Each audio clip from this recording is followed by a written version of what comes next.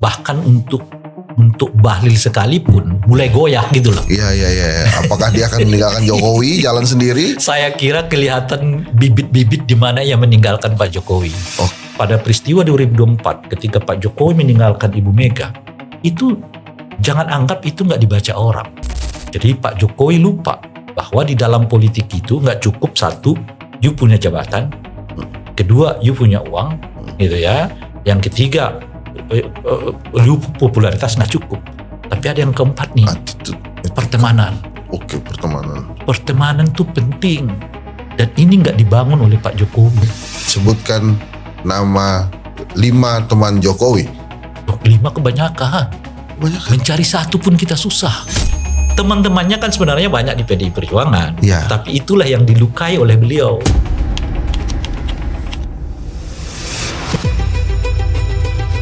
Mengingat ya, beberapa jam yang lalu angka itu lahir dari ada seorang yang saya nggak usah sebutkan namanya itu. Soekarno itu dia PMI kan.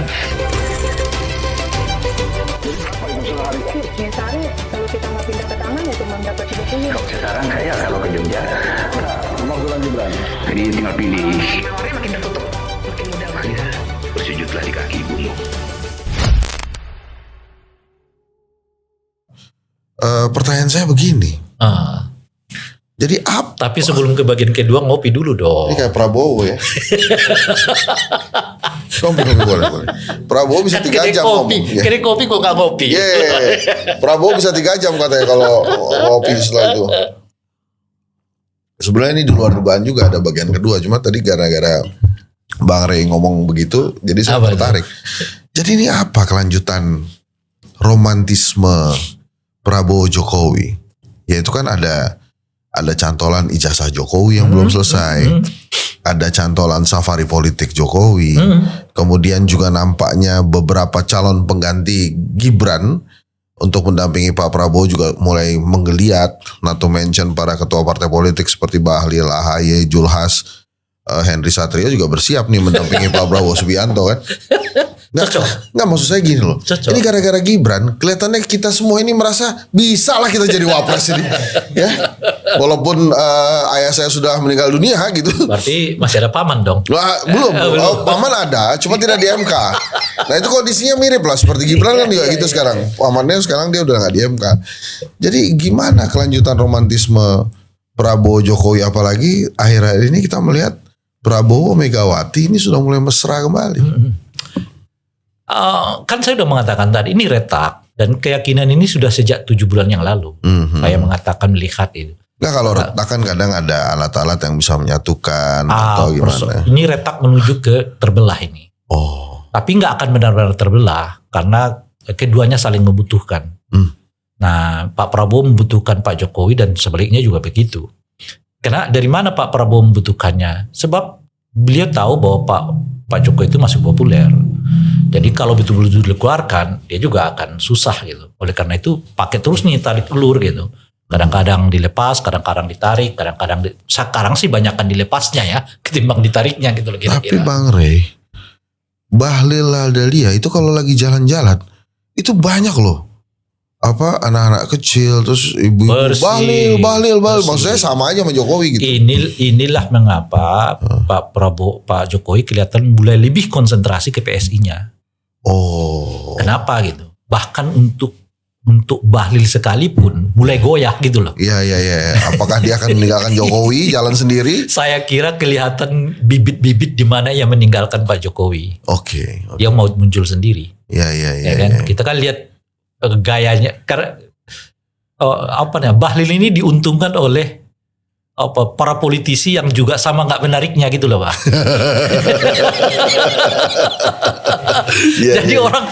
Jadi Bahlil itu memang nggak menarik tapi setidaknya orang melihatnya lucu gitu loh. Iya. Kandang. Itu saya. Kita kesini juga nggak menarik gitu ya. Tapi setidaknya Bahlil itu masih ada lucu-lucunya gitu. Dan jadi orang mulai ke sana.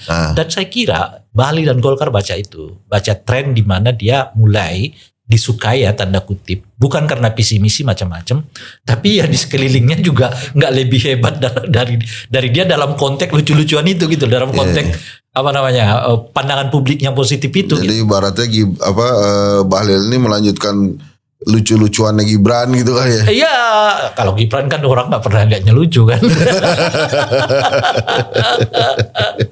Gitu. Nah,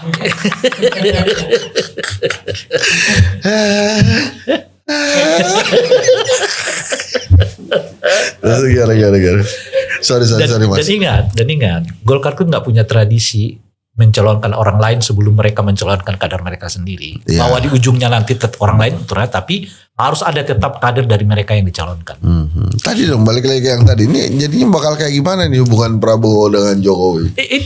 Nah, saya kembali ke Golkar itu tadi. Oke. Jadi jangankan Pak Prabowo, bahkan kelihatan Golkar yang diharapkan oleh Pak Jokowi. Jokowi pun, di mana ia menempatkan orangnya sebagai ketua umum sekarang itu juga mulai beralih gitu. Nah, ini menurut saya yang sedikit banyak dilupakan oleh Pak Jokowi. Apa itu gitu? Bahwa Pak Jokowi di mata para teman-teman politiknya yang sekarang ini nggak lebih dipertaruhkan oleh kepentingan politik. Nanti akan saya ke Ibu Mega dengan Pak Prabowo itu gitu ya. Jadi kalau kepentingannya ketemu ya kita ketemu, kalau enggak ya kita pisah. Nggak ada beban bagi orang untuk katakan berpisah dengan Pak Jokowi. Itu satu. Nah, yang kedua, apa yang terjadi pada peristiwa 2024 ketika Pak Jokowi meninggalkan Ibu Mega, itu jangan anggap itu nggak dibaca orang. Dalam bahasa yang lain, aduh, orang yang membesarkanmu aja kau bisa tinggalin, apalagi kita, kan kira-kira gitu loh. Apa yang membuat kita bisa betul-betul mereka janji dengan Pak Jokowi, bahkan ketika dengan ibu yang membesarkannya aja pun dia bisa tinggalkan dengan sangat trauma atau tragedi lah gitu ya. Kemalin kundang lah itu tentu saja dilihat oleh orang gitu. Nah, dalam konteks itulah kemudian saya kira ya Pak Jokowi sekarang benar-benar sendiri. Gitu. Jadi Pak Jokowi lupa bahwa di dalam politik itu nggak cukup satu, you punya jabatan, kedua you punya uang, gitu ya. Yang ketiga, you popularitas nggak cukup. Tapi ada yang keempat nih, pertemanan. Oke, pertemanan. Pertemanan itu penting. Dan ini nggak dibangun oleh Pak Jokowi. Dan itulah yang membuat kenapa Pak Prabowo dengan Ibu Mega sekalipun kelihatan berbeda, tapi tetap akrab. Karena mereka berteman. Hanya tunggu waktu nanti kalau mereka bisa bertemu. Nggak ada masalah. Gitu. Karena mereka berdua dibangun atas dasar pertemanan, bukan atas dasar aksi kuasa. Kuasa. Gitu. Jadi Pak Jokowi nggak punya teman. Nggak punya teman, dia sendiri menurut saya. Tapi dia dipanggil The Jack. ya teman-temannya itu ya relawan-relawan itu gitu loh Pak. Cuma Anda bayangkan. Nah, itu yang saya sebut tadi. Kenapa saya sebut retak? Begitu panjang kasus ijazah ini, tak sedikit pun membuat Pak Prabowo untuk mengomentarinya. Iya ya. Bahkan apalagi untuk membuat dia berhenti kan. Apalagi. Didiamin aja. Iya apalagi itu. Coba Anda bayangkan. Lalu kita tarik lagi tuh ke peristiwa yang terakhir. Di polisi, Roy Suryo dan Tiba ditahan. Dengan sangat dramatik itu. Tiba di kejaksaan, dilepaskan. Ala istilah mereka nggak dilepaskan, tapi tidak ditahan. Jadi kalau misalnya sekarang Bang Rey. Ya saya ada sepeda itu satu kan. Bang Rey sebutkan nama 5 teman Jokowi. Bisa nggak itu kira-kira orang-orang menjawab pertanyaan itu? Mungkin akan sulit ya. 5 kebanyakan. Mencari satu pun kita susah. Budi Aristiadi. Itu bukan teman. Itu apa? Relawan. Oh, oke. Anggit waktu itu tuh katanya dekat banget. Anggit ya Pak. Anggit orangnya Pak Jokowi yang di istana dulu, sekarang sih udah nggak lagi. Nggak juga. Ya kan yang saya maksudkan dengan teman itu kan setidaknya dia ketua umum partai mana. Ma'ruf Amin temenan nggak? Enggak dong. Kan tapi Ma'ruf Amin itu yang bawanya ya PDI. Oh. Budiman Sujatmiko itu temannya Jokowi kan? Budiman kan anak ITB aja, anak UGM aja menolak dia gitu. Iya. Apalagi dia senang pindah-pindah begitu juga kan. Siapa ya? Siapa boleh? Andi Azwan itu gue rasa Jubir. relasi kuasa juga itu. Jubir itu. Iya. Relawan. Iya, lu kan? menarik itu. Nggak ada teman. Jangan-jangan kalau dikasih judul itu boleh juga tuh. Siapa temannya Jokowi? Jadi Anda lupa. Pak Jokowi ini kan bukan orang yang kayak kita lah ya. Saya kayak kita itu bukan berarti kita ini berteman dengan orang bahkan sampai jam 3 sampai jam 4 pagi tuh ngobrol aja ngalor ngidul. Bukan itu apa-apa. Bahkan ada rasa nggak enak karena teman gua tuh gitu kan. Iya. Ya, jadi pada tingkat tertentu ya kita bisa saling percaya. Bahkan saya tadi nanya juga Mas Saiful itu. Kan Bang Rey pakai peci, gue mesti pakai peci nggak? Gitu kan kayak gitu loh. Saking kita temenan ya gitu, walaupun kita jarang ketemu tuh kan. Aduh Rey itu temen gue bro. Atau siapa lah yang sering main kesini temen gue itu. Beda gitu. Jadi teman tuh kan sebeda-beda kita. Kalau saya kesusahan, lo tetap bantu. Itu teman tuh, gitu loh kira-kira. Iya. Berarti Bang Rey mau mengatakan yang mengaku teman waktu itu di reunian UGM apalah itu teman jadi-jadian atau kenal-kenalan aja? Saya nggak tahu. Kalau itu teman yang lain. Oh itu beda. Tapi yang saya mau katakan teman dalam konteks relasi kekuasaan ini. Jadi Anda jangan membangun politik itu hanya berdasarkan satu uang, kedua karena Anda berkuasa gitu. Apalagi yang tiga hukum gitu ya. Tapi ada yang keempat nih, teman. Lo harus bangun nih dari awal. Sesusah-susah dirimu nanti, kawan politik ini nggak akan mengkhianatimu gitu loh. Siapa ketua PDIP Solo? Pak Rudi. Ya kan itu dulu temennya itu. Temannya. Dulu. Tapi kan dia tinggalkan. Oh, memang ya teman-temannya kan sebenarnya memang banyak. Kebiasaannya begitu jangan-jangan meninggalkan teman ya. Kan kebiasaan beliau kan memang bukan kebiasaannya, tapi kan beliau teman-temannya kan sebenarnya banyak di PDI Perjuangan. Ya. Tapi itulah yang dilukai oleh beliau.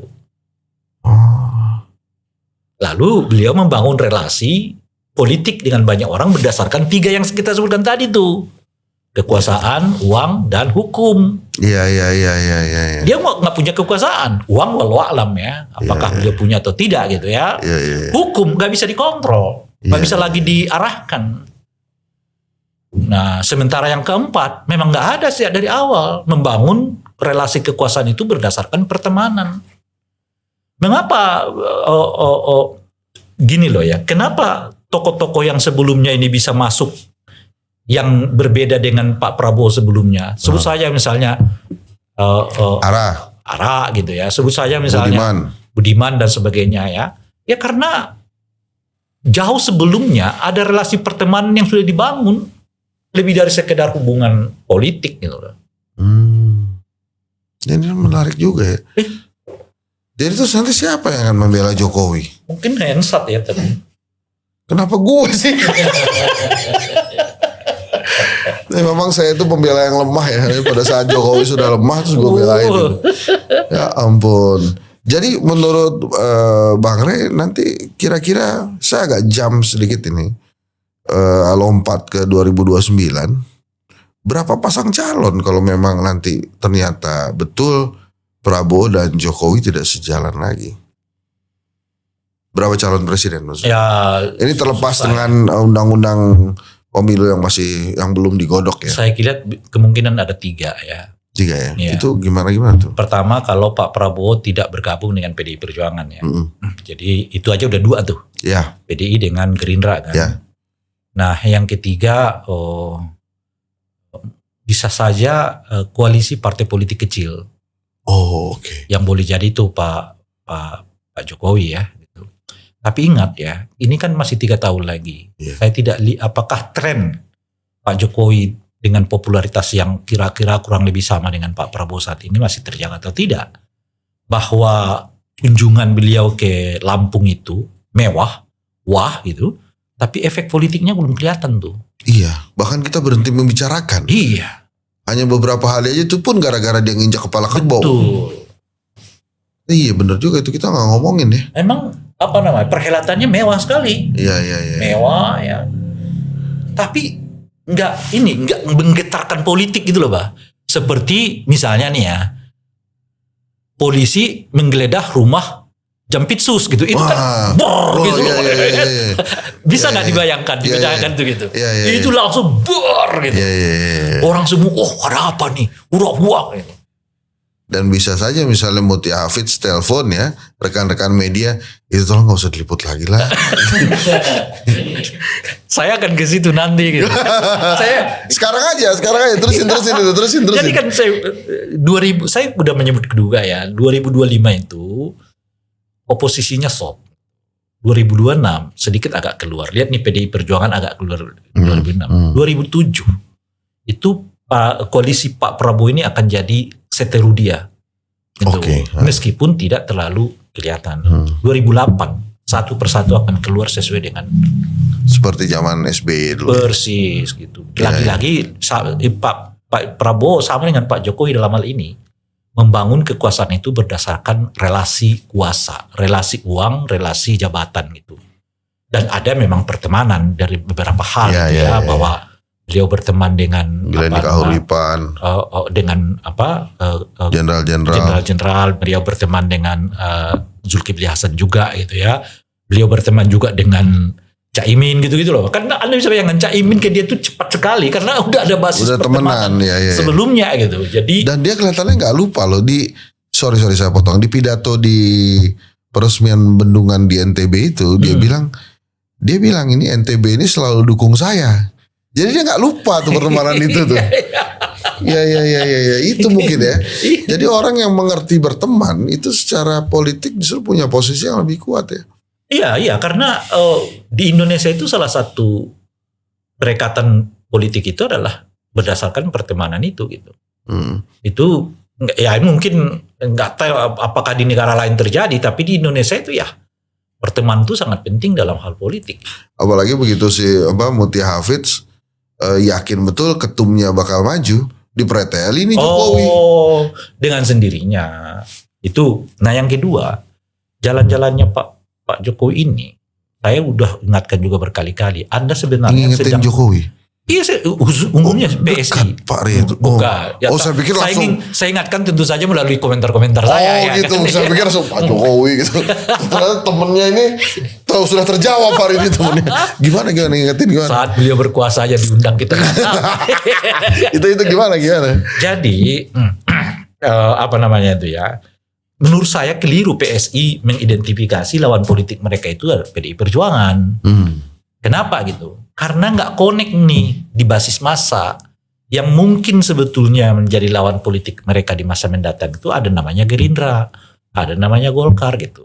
Golkar dan lebih dekat pada tingkat sebetulnya. tertentu adalah PKB. Karena kalau kita lihat misalnya basis pemilih Pak Jokowi itu kan nasionalis. Para migrasi dari PDI ke beliau dulu di tahun 2024 kan.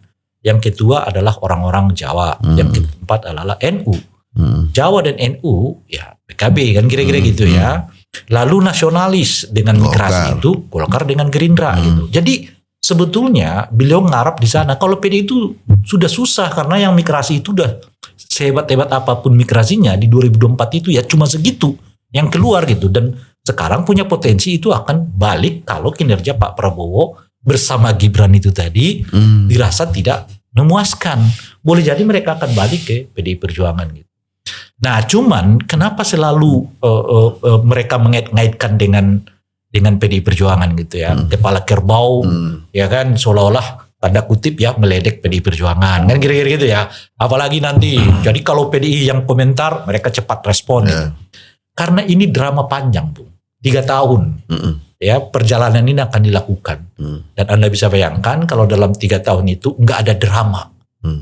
Jadi monoton begitu aja. Hilang PSI lama-lama. Begitu, maksudnya ke Lampung diterima adat. Nanti ke NTT juga pesta adat. Nanti kemana. Lama-lama 2-3 kali orang nonton. Gitu-gitu aja. Gitu-gitu aja. Lama-lama orang sudah ke Taman Mini aja. Ya. Apa? Oleh karena itu harus dibangun hal-hal yang bersifat drama-drama yang konfliktual. Dan salah satu yang memungkinkan mereka membangun konfliktual itu adalah dengan PDI Perjuangan. Itulah mengapa mereka terus-menerus tanda kutip ya apa istilahnya itu ya mengganggu atau apalah itu ya. Jadi mereka mengharapkan Adiana Pitupulu, Deddy Sitorus itu berceloteh lah. Ya, itu Begitu maksudnya. nggak ditanggepin sama mereka, aduh, bagaimana ini? Nah sekarang PDI melihat itu kan. Ya akhirnya udah nggak diomongin. Nggak diomongin, biarin aja gitu loh ya kan. Sebab kalau dikasih komentar, ini akan besar dengan sendirinya gitu. Ya. Nah karena kalau Jokowi versus PDI, Jokowi yang image-nya positif gitu. Ya, ini kan oleh karena itu disentil terus nih ya, Ya. PDI-nya supaya komentar lagi gitu ya. Akhirnya, nah udah. itu yang membuat peristiwa ini naik seperti kasus ijazah. Ijazah ini bisa bertahun-tahun dinikmati orang karena ada seperti drama di dalamnya kan. Orang yang terus nyerang Pak Jokowi tiba-tiba mundur lalu bergabung dengan Pak Jokowi kan. Itu kan sangat dramatik banget. Itu kan gitu. gue nanya ya. Pertama kali Rismon muncul tuh gue tuh nanya. Ini Bang Rismon ini siapa sih sebetulnya? Gue nanya sama Andi Aswan tuh. Iya. Andi Aswan juga pusing juga jawaban. Sekarang mereka berteman kan. Bukan bertemannya juga gara-gara berteman satu kubu gitu. Iya. Tapi memang Bang Rismon udah gak menarik lagi. Apapun yang diomongin itu. Apa yang terakhir itu dia bilang ada inilah ada itu. Nah gak menarik lagi. Jadi betul juga ada ijazah ini. Tapi justru harus berhati-hati. Karena Andi Aswan di podcast ini kalau saya gak salah ya. Dia bilang ini ujungnya bukan Pak Jokowi yang diincar, tapi Gibran yang diincar. Jadi Andi Aswan kalau saya nggak salah pernah ngomong begitu. Dia sudah memperkirakan bahwa isu ijazah ini larinya ke Gibran. Saya kira implikasi yang sulit mereka elakkan. Dan artinya kan begini, Pak Jokowi tidak dalam posisi menurut saya ya mempertahankan seperti sekarang ini. Kalau beliau tahu implikasinya berhenti pada beliau. Soalnya pertanyaannya kan. Kalaupun misal ini kalau ya, saya tidak bertendensi mengatakan yang sebenarnya gitu ya. Kalaupun misalnya ijazah itu palsu, lalu apa implikasinya? Kan nggak ada apa-apa. Ya kita aja yang malu gitu. Nah, iya, secara politik udah nggak, secara hukum dan politik sudah nggak ada masalah. Nggak ada. Tapi karena ada Gibran di dalam, itu jelas berimplikasi secara politik. Dan the end of his family itu kelihatannya secara politik. Dia. Ya. Dia makanya harus dipertahankan dengan susah payah gitu. Sebab kalau tidak ya ini bisa berimplikasi. Jadi kalau disebut oleh Bung Aswan ini tujuannya nanti kepada Gibran, bisa ya, tapi saya melihatnya itu konsekuensi logis dari peristiwa ini yang nggak mungkin bisa dibendung arahnya tidak kepada Gibran gitu. Kalau misalnya itu tadi ijazah itu tidak dapat dibuktikan keasliannya gitu, itu akan terdampak dengan sendirinya kepada keluarga Pak Jokowi dalam bidang politik gitu. Terus apa yang akan dilakukan oleh Prabowo bila retak dengan Jokowi, dan apa yang akan dilakukan Jokowi bila retak dengan Prabowo? Kalau Prabowo punya banyak kemungkinan. Punya banyak teman juga. Iya, dia bisa kemana-mana kan. Makanya santai aja gitu kan. Itu yang saya sebut dahulu. Betul 2024 itu Prabowo lamar Gibran. Tapi 2029 Gibran yang lamar Prabowo. Kira-kira gitu loh. Terbalik. Nah kalau Anda tanya tadi, apa yang dilakukan oleh Pak Jokowi? Kalau retak dengan Prabowo? Ya yang dilakukan pertama dia itu yang melamar Pak Prabowo itu. Kalau 2024 Pak Prabowo yang bersusah payah ngelamar Gibran ya, sekarang ya Pak Jokowi.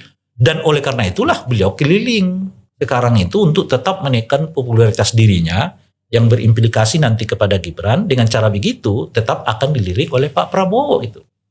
Nggak ada kalau targetnya adalah tetap bersama dengan Pak Prabowo, ya nggak ada, kecuali ya itu. Tapi apakah itu bisa terjadi? Kita tidak tahu karena faktornya bukan hanya sekedar popularitas loh ya. Dengan Pak Prabowo itu nggak hanya sekedar kelihatan loh ya, beliau itu soal strike nggak strike juga jadi perhitungan.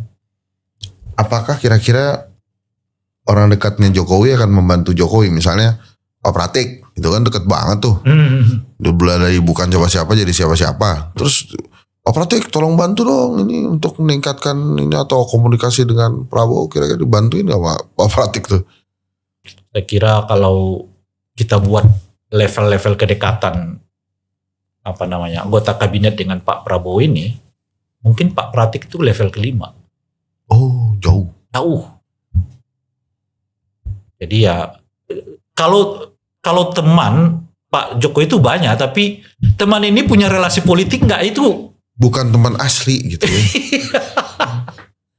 Yang saya bayangkan relasi teman politik itu ya mungkin dia punya partai sekalipun partainya kecil gitu loh kira-kira tuh punya kepentingan sama. Ya gitu ya, mungkin dia masih punya uang ya, atau setidaknya di layer kedua ketiga lah dari kekuasaannya Pak Prabowo gitu loh maksud saya gitu.